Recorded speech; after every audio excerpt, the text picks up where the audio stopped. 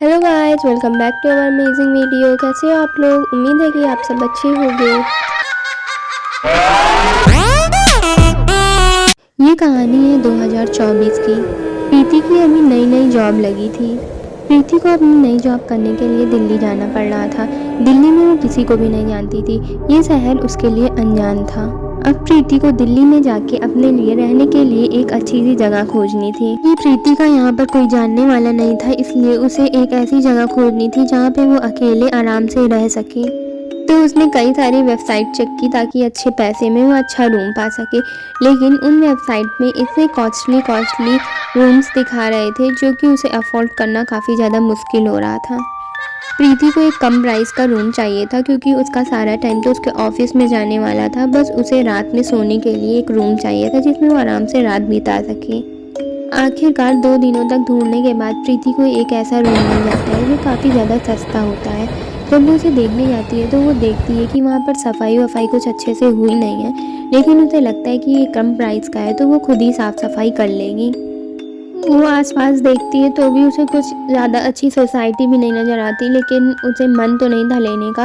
लेकिन वो सोचती है कि कुछ दिन जॉब करने के बाद जब उसके पास पैसे आ जाएंगे तो वो रूम चेंज कर लेगी। अभी के लिए वो उस रूम को लेने के लिए तैयार हो जाती है। प्रीति उस रूम से सेटिस्फाई नहीं होती है, इसलिए वो सोचती है कि वो 1-2 रूम और देख लेगी। फिर अगले दिन जब वो दूसरा रूम देखने जाती है तो उसे एक काफ़ी ज़्यादा अच्छा 2 BHK का एक रूम मिलता है जो कि वो भी उससे भी कम प्राइस में होता है।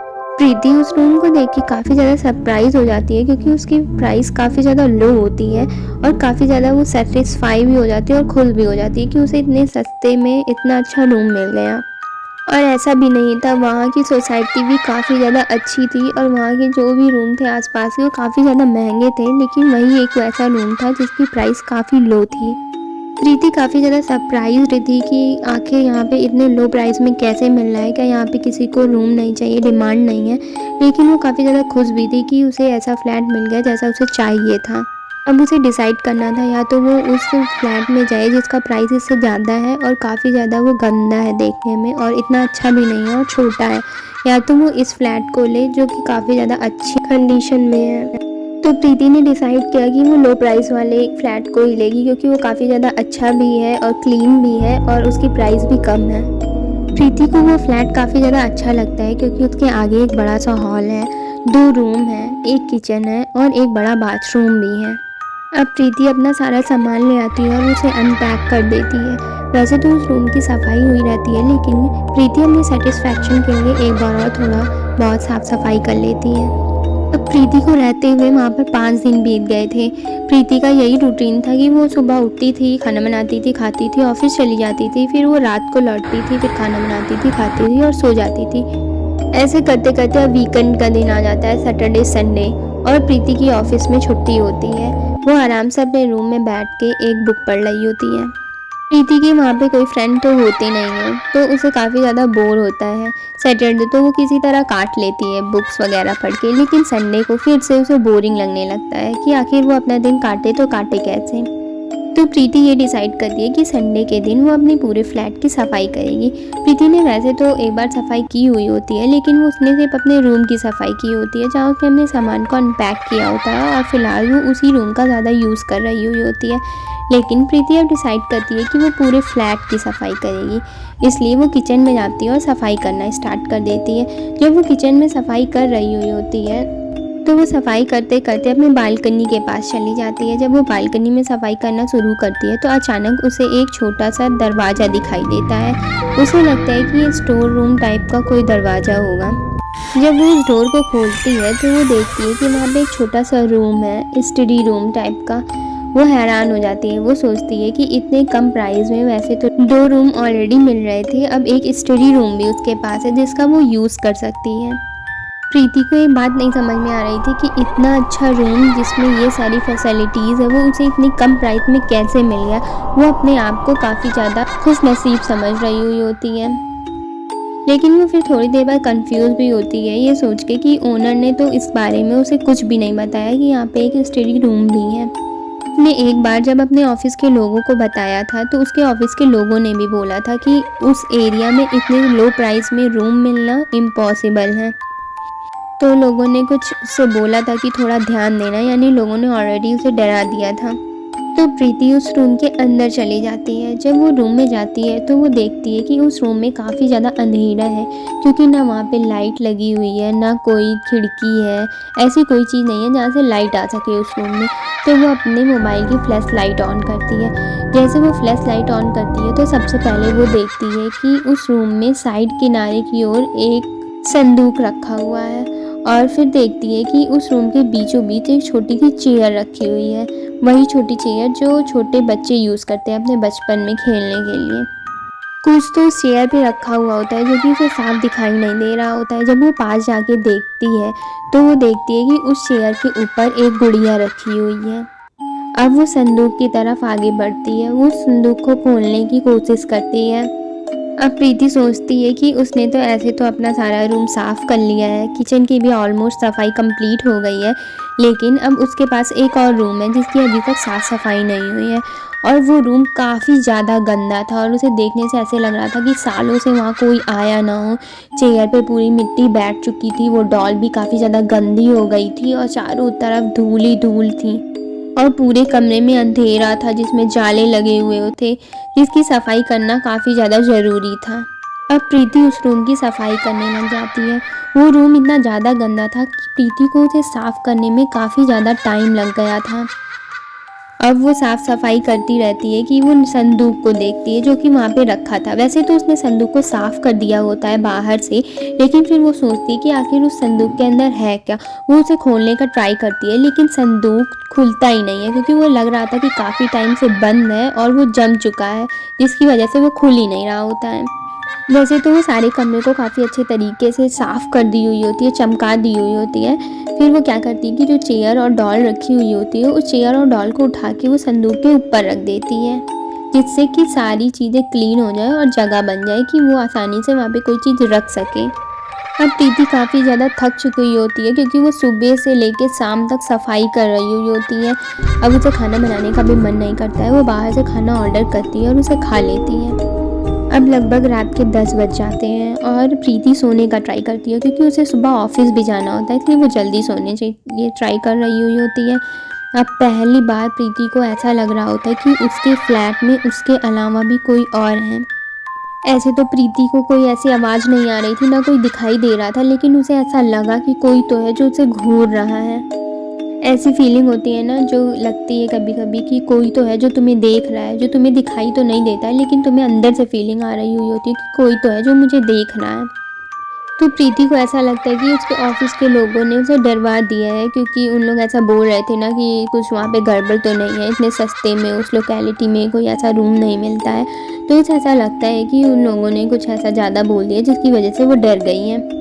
फिर से प्रीति ये सब भूलने की कोशिश करती है और सोने का ट्राई करती है। अब उसे नींद आने लगती है और वो सो जाती है, लेकिन वो सो रही होती है कि अचानक उसकी आंखें खुल जाती हैं। जैसे कभी कभी होता है कि तुम सो रहे हो, सपने आ रहे हैं, लेकिन फिर अचानक से तुम्हारी आँख खुल जाए, वैसे ही सेम प्रीति के साथ होता है। अब प्रीति की आंखें खुल गई थी और वो जब टाइम देखती है तो करेक्ट घड़ी में 3 बज रहे होते हैं। अब प्रीति की आंखें खुल गई थी तो उसे प्यास लग गई थी, तो वो पानी पीने का सोचती है और वो किचन की तरफ चली जाती है। अब वो किचन में जाती है और पानी लेकर पानी पीना शुरू करती है। जैसे वो पानी पी रही होती है, अब उसे काफ़ी स्ट्रॉन्ग फीलिंग आती है कि कोई उसे देख रहा है, और कोई कहीं से तो देख रहा है, लेकिन कहाँ से देख रहा है। फिर उसे लगता है कि कोई है जो कि उसी स्टडी रूम से देख रहा है, जिसकी अभी उसने थोड़ी देर पहले सफाई की थी। अब प्रीति को काफ़ी ज़्यादा डर लगने लगता है, लेकिन उसके अंदर इतनी हिम्मत नहीं होती है कि वो स्टडी रूम में जाके देखे। तो वो दौड़ते हुए जाती है और अपने रूम में चली जाती है, और उसने अपने दरवाजे को लॉक कर लिया। पहली बार ऐसा होता है जब प्रीति ने अपने दरवाजे को लॉक किया होता है। अब प्रीति अपने बेड पे लेटी हुई होती है और उसे काफ़ी ज़्यादा डर लग रहा होता है, और वो डर के सोने का ट्राई कर रही हुई होती है। थोड़ी देर बाद उसे नींद आ जाती है और वो सो जाती है। फिर जब उसकी सुबह आँख खुलती है तो वो काफ़ी ज़्यादा हंसती है और सोचती है कि क्या मैं यार फालतू में डर रही थी, देखा कुछ हुआ तो नहीं। अब प्रीति रेडी होती है और अपने ऑफिस के लिए निकल जाती है। फिर वो रात में लगभग 8 बजे जब अपने घर वापस आती है और अपने फ्लैट का दरवाज़ा ओपन करती है, तो उसे काफ़ी अजीब बदबू आ रही हुई होती है। बदबू इतनी अजीब और स्ट्रॉन्ग होती है कि उसे महकने के बाद ऐसा लगता है कि मानो जैसे कोई जानवर मर गया हो, जैसे चूहा या कुछ और। अब प्रीति सोचने लग जाती है कि अभी उसने एक दिन पहले ही तो सारी साफ सफाई की और ऐसा क्या हो गया कि अचानक इतनी बदबू आने लगी, कौन सा जानवर मर गया। फिर वो उस स्मेल को फॉलो करती जाती है कि आखिर वो बदबू आ कहाँ से रही है। जब वो उस बदबू के पीछे पीछे जाती है तो वो देखती है कि वो बदबू उसी स्टडी रूम से आ रही है। अब प्रीति का दिमाग ख़राब होने लगता है क्योंकि वो सोचती है कि आखिर ये हो क्या रहा है। कल मुझे ऐसी फीलिंग आ रही थी कि इसी रूम से कोई मुझे देख रहा है और आज यहाँ से बदबू आ रही है जैसे कि कोई चीज़ मर गई हो। आखिर यहाँ चल क्या रहा है। प्रीति सोचती है कि हो सकता है कि उस रूम में कोई जानवर चला गया हो जिसकी डेथ हो गई हो। वही चेक करने के लिए वो उस रूम का दरवाज़ा खोल देती है और जैसे ही वो अंदर जाती है और फ्लैश लाइट ऑन करती है, वो देखती है कि वही चेयर जिसने उसे उठाकर किनारे रख दिया था वो वापस से उस स्टडी रूम में बीचों बीच रख दी गई है और वही डॉल उस चेयर के ऊपर फिर से आ गई है। अब प्रीति बहुत ज़्यादा घबरा जाती है और उसे कुछ समझ नहीं आ रहा होता क्योंकि वो सोचती है कि अभी कल ही तो मैंने सारी चीज़ सफाई की थी और उस संदूक के ऊपर सारी चीज़ें रखी थी। तभी वो मुड़ती है और संदूक की तरफ देखती है तो वो ये पाती है कि जो संदूक कल उससे खुल नहीं रहा था, उसने बहुत ट्राई किया, किसी कीमत पे वो खुलने वाला नहीं था, वो संदूक अब खुल चुका है। प्रीति को काफ़ी ज़्यादा डर लगने लग जाता है लेकिन फिर भी वो हिम्मत करके डरते डरते उस संदूक के पास जाती है देखने के लिए कि आखिर उस संदूक में है क्या। जब वो संदूक के अंदर देखती है तो उसकी आंखें फटी की फटी रह जाती हैं क्योंकि उस संदूक के अंदर उसे एक गुड़िया दिखाई देती है जिसके ऊपर पिन चुभी हुई होती हैं। एक नींबू रखा हुआ होता है जो कि आधा कटा हुआ होता है और लाल कलर का होता है। एक लाल कलर की साड़ी होती है, वहाँ पे एक सिंदूर रखा हुआ होता है और चूड़ियाँ रखी हुई होती हैं।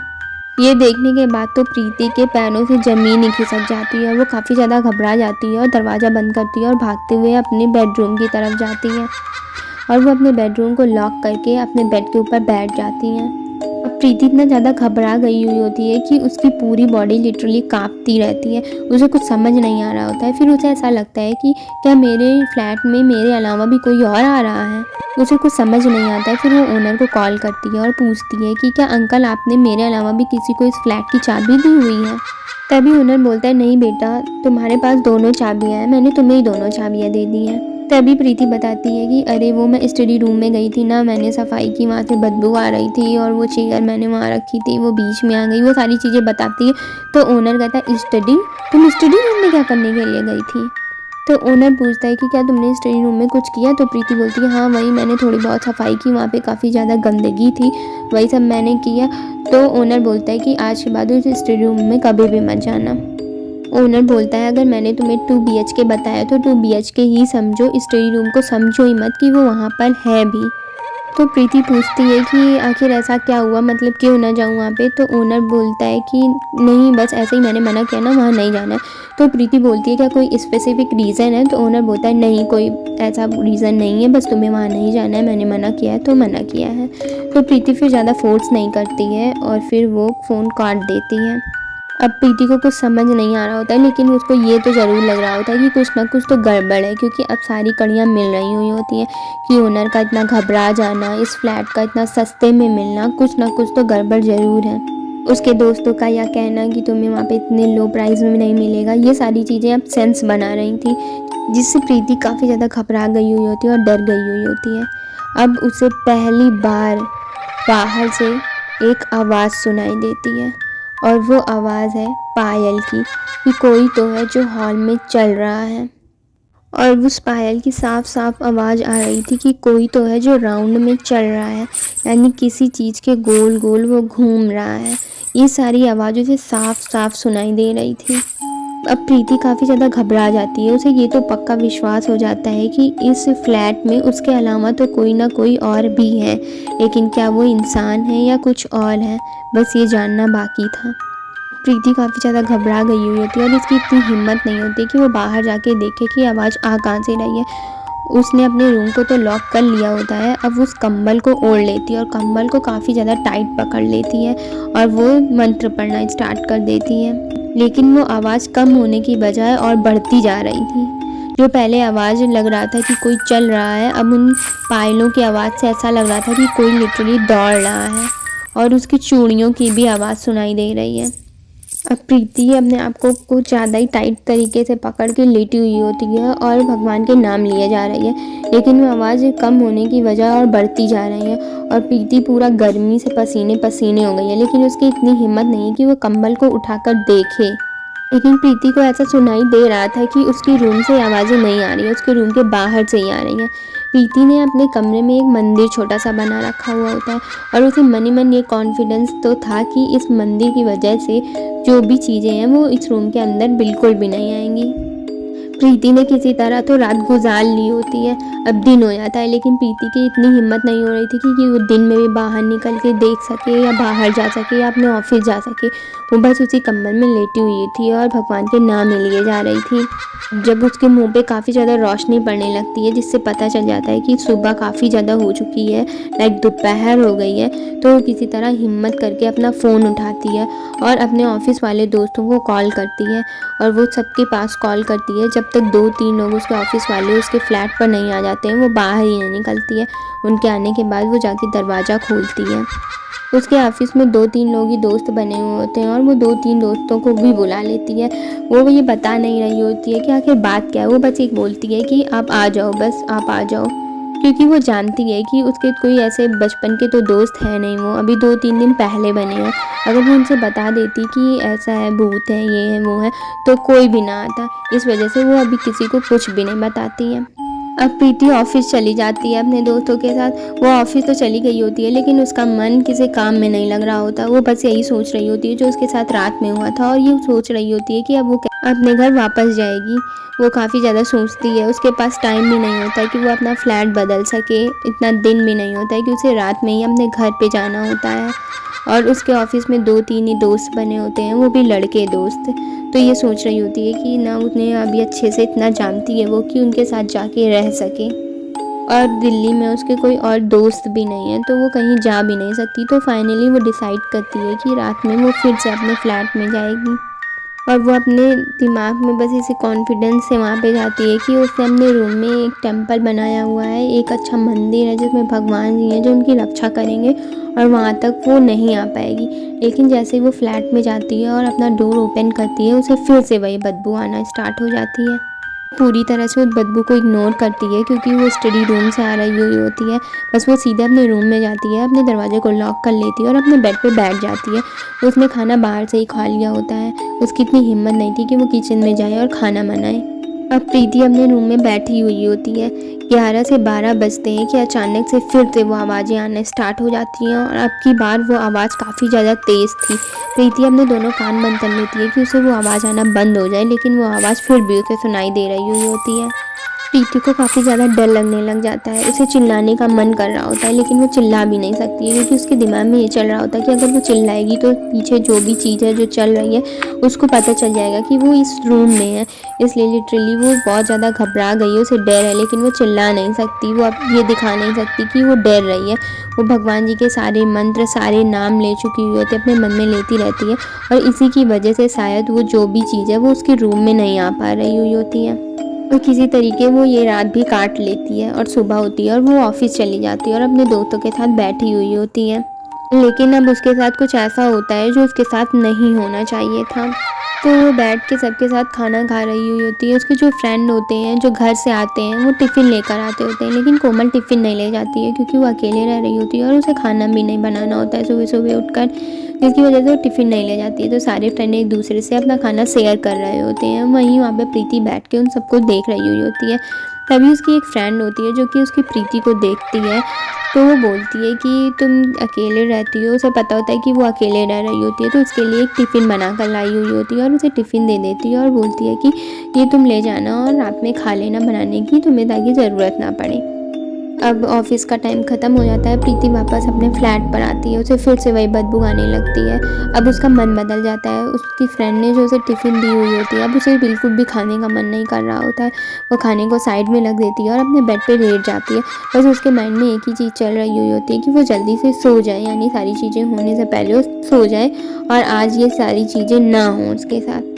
अब प्रीति बेड पे लेटी हुई होती है और उसे नींद आ जाती है। वो टाइम से पहले ही 9-10 बजे तक सो जाती है। अब वो आराम से सो जाती है, लेकिन उसकी आंखें फिर से 1 बजे खुल जाती हैं और वो भी इस वजह से क्योंकि उसे कुछ आवाज़ें आ रही हुई होती हैं, वही सारी आवाज़ें जो उसे हर रोज़ सुनाई देती थी। वही सारी आवाज़ें, वही पायल की आवाज़, वही चूड़ी की आवाज़, वही सारी आवाज़ें उसे फिर से आती हैं।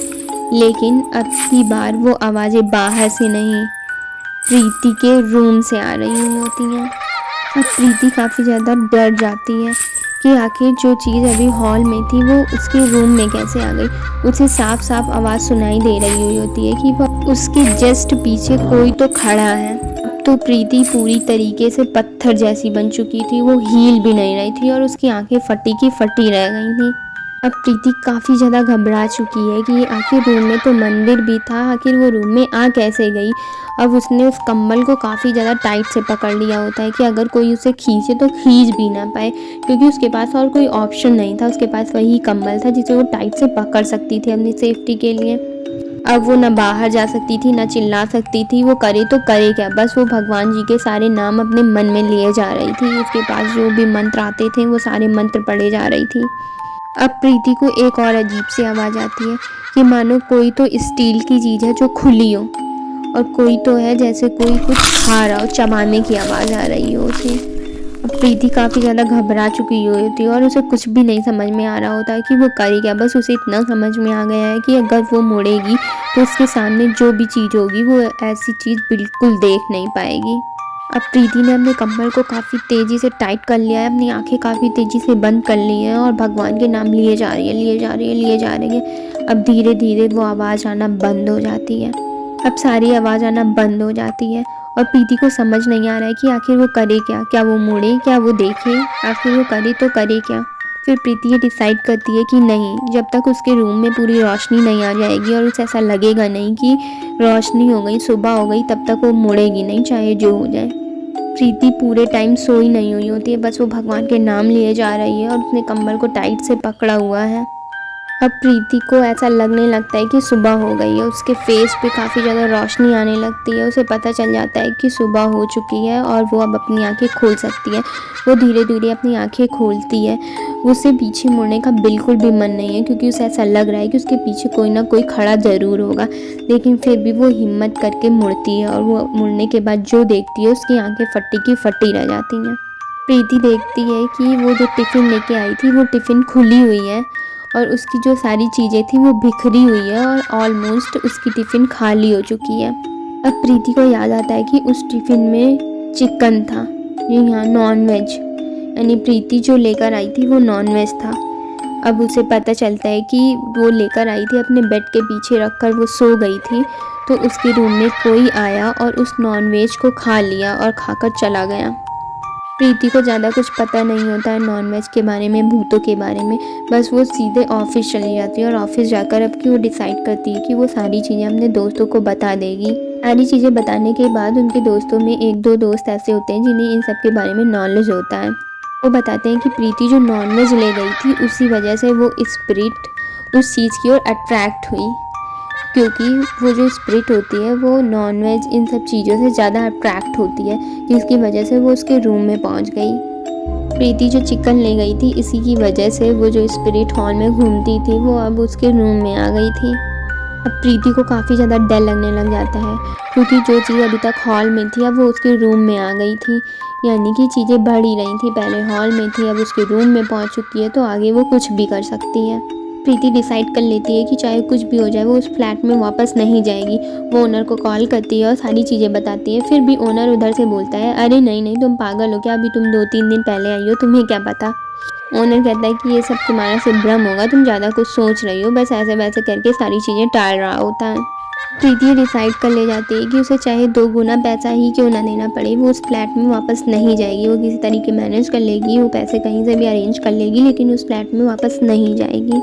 प्रीति अपने ऑफिस से हाफ डे लेती है और अपने फ्लैट पर चली जाती है और अपने सारे सामान को पैक कर लेती है। और उसमें से उसने जो पहले फ्लैट्स देखे तो उसमें से एक फ़्लैट में जाती है और वो बोलती है कि मुझे यहाँ पे रहना है, मैं हंसी खुशी पैसा देने के लिए रेडी हूँ और मैं यहीं पर रहूँगी। और वो फ्लैट वही होता है जो कि एक छोटा सा फ्लैट होता है जो कि गंदा होता है, जिसे पहले उसने रिजेक्ट कर दिया था इस वाले फ्लैट के लिए। जो फ्लैट है वो काफ़ी ज़्यादा अच्छा है और उसके जो ऑफिस के दोस्त बने हैं उसी के आसपास रहते हैं, जिसकी वजह से अब उसे कोई भी ज़्यादा प्रॉब्लम नहीं हो रही है और वो एडजस्ट कर गई है। क्योंकि उसके ऑफिस के सारे फ्रेंड को उसने सारी चीज़ें बताई हुई होती है, इसलिए आए दिन कोई ना कोई उसके फ्लैट पर आ जाता है जिससे कि उसे अकेला फील ना हो। तो प्रीति का यही मैसेज है कि अगर आपको कहीं पे आप अनजाने शहर में जा रहे हो और आपको कोई बहुत सस्ती चीज़ मिल रही हो, तो आपको जो सस्ती चीज़ मिल रही हो उस पर थोड़ा संभल जाना चाहिए, क्योंकि उसके सस्ते होने के पीछे कोई ना कोई रीज़न होता है। आई होप गाइज आपको स्टोरी पसंद आई है। ऐसी इंटरेस्टिंग स्टोरी देखने के लिए हमारे चैनल को जल्दी से सब्सक्राइब कीजिए, लाइक कीजिए, कमेंट कीजिए और अपने दोस्तों के साथ शेयर करना मत भूलिएगा। बाय बाय गाइज, मिलते हैं नेक्स्ट वीडियो में।